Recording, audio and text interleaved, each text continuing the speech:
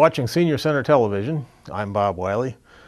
And as we tape this in 2013, I'm 70 years old. I'm a couple years older than most of the baby boom generation.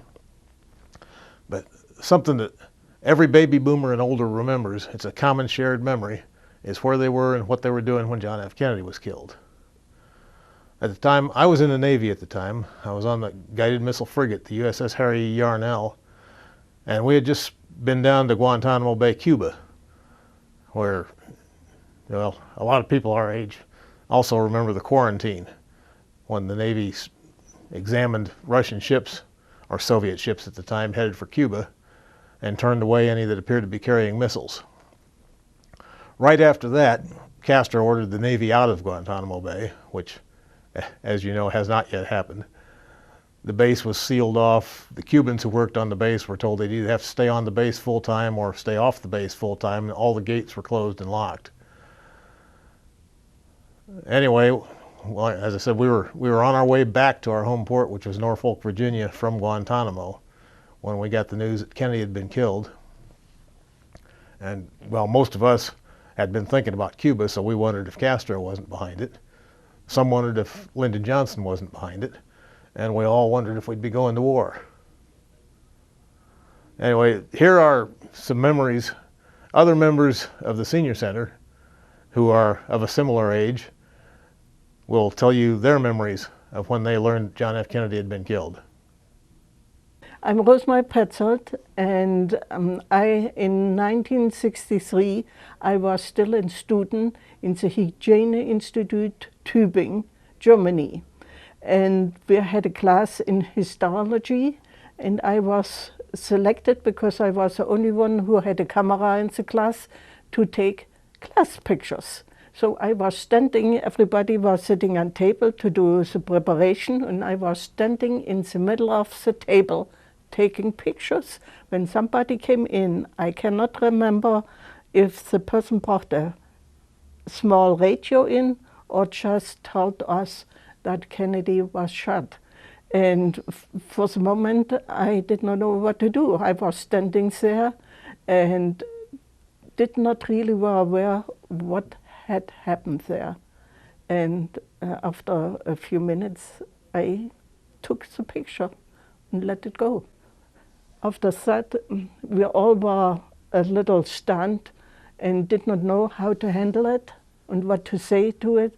So we were just continuing with our work and find then out later probably really what it means, the shooting. All right, my name is Sue Wakefield. At the time Kennedy was shot, I was Miss Olson in my second year of teaching school, out of college, teaching 6th grade, and we were just talking that this happened at 1:30 in the afternoon, so it would have been 2:30 here Central Time. And I know our principal used the intercom and told all of us. Kids burst out in tears. But I know what he said, though. He said, and teachers hardly knew what to say. So we had a moment, I think longer than a moment, of silent prayer. And I think school was probably released soon after that. But what I mostly remember then is our TVs were on constantly for several days during the whole situation. I really think that for our generation, it was comparable in a way to what the newer generations have experienced when 9/11 happened. But for us, that loss of innocence, that awareness of evil in the world and so forth happened.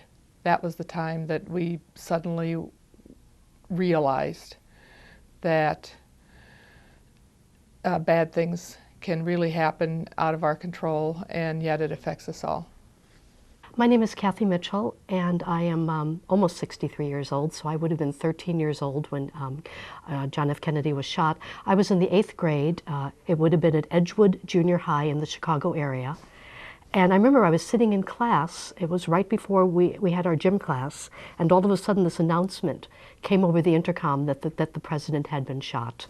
And I can just remember hearing all of this crying behind me. You got up, there were little clusters of young girls, sobbing. And It is very strange that I remember this, that we went to gym, and for the only time in my life, we were playing volleyball, and I served a perfect game. And I don't know if it's because everyone else was so rattled that they couldn't play, or if it was the only way that I could concentrate, but I served the entire game, and I remember that so well. The other thing I remember is when I was home, and this would have been in Highland Park, Illinois, on the North Shore. Everybody stayed home for the funeral. So I was sitting in my parents' bedroom, that's where we had the TV, and we were watching the funeral.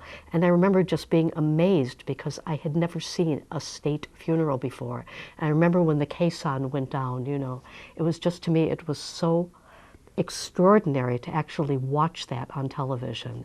I remember, part of it just excited me, the pageantry, you know, and it wasn't so much because I thought, wow, this is very exciting, you know, a world leader being assassinated. I mean, it wasn't that. It was just the pageantry that just overwhelmed me. And then we talk about sometimes of flavors and colors and sensations that happen when important things happen. I remember afterwards going across the street to my friend Barb Stein's house. It was just extremely quiet that day because everybody was indoors watching the funeral.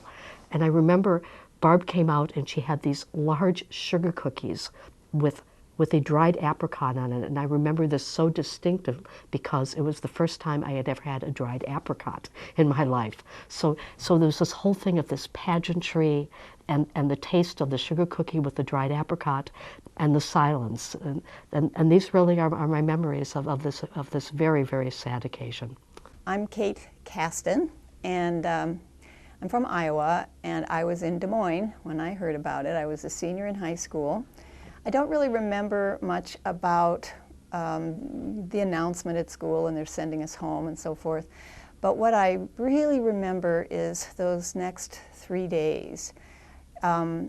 My parents were liberal Democrats, and I think they were kind of smitten with Jack and Jackie Kennedy, just because they were so young and glamorous and so forth. So they had a real liking for them. Now, my mother hated television, and so she banished our television to the attic. She didn't have any problem with us going and watching it if we wanted to. She just didn't like the content, and she didn't like it as a piece of furniture. So she put it in the attic where we had an old discarded lumpy sofa. So during those 3 days when there was so much coverage on television of all the events after the death, my family sat up there in that attic on that lumpy old sofa, all squeezed in together.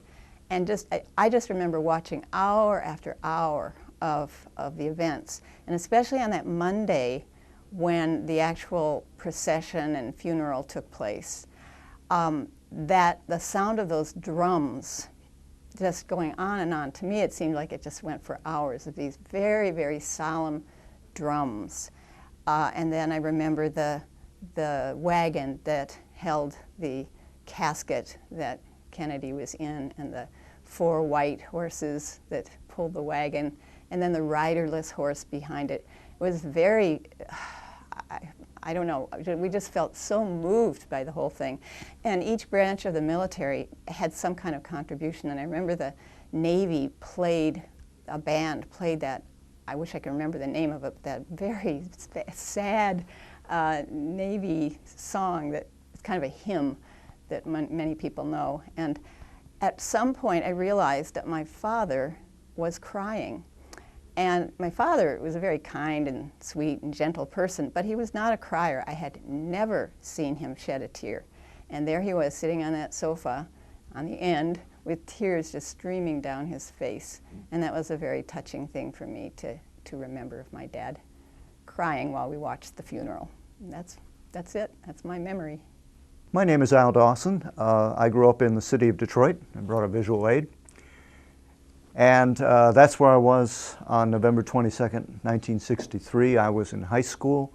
I had just turned 15 the month before President Kennedy was assassinated. It was about 3:30 in the afternoon in Detroit, and they let us out, the high school kids. The the younger kids they kept. And we were walking home trying to get information because all we knew was the president had been shot, that's all. I stopped in a butcher shop and asked the butcher, where was the president shot, meaning, you know, was he shot in the leg, was he shot in the arm, was he shot in the chest? And he said, in Texas, which was a big help. But I decided that I needed to keep going rather than stop because I had to get home and change into a coat and tie and go to a place where we were having a speech conference that day, which was citywide, and I was one of the participants. They couldn't cancel it because it was too late to cancel it. And my greatest memory of that day was the speech contest because although notes were allowed, I had told my teacher I wasn't going to use notes. And I broke down in the middle of my talk and I couldn't go on. And so while I sat there mortified that I hadn't been able to complete it, and in my typical modesty thinking, you know, these other speeches aren't very good, I would have won if I could have continued, I thought about the fact that the man that shot the president, at that point I knew the president was dead, but we didn't know the name Lee Harvey Oswald yet. I thought he not only has robbed us of our president, but he's killed my chances in this tournament. So that's a rather selfish thought I had that day. There's some other things that as I was thinking about this came to mind. One is that it changed my perception of Texas. Texas was the place where this happened, where they took our president, and that's how I thought of him, our president. I was really invested in his presidency. Probably not as much as I am in the current administration, but he was a hero to me.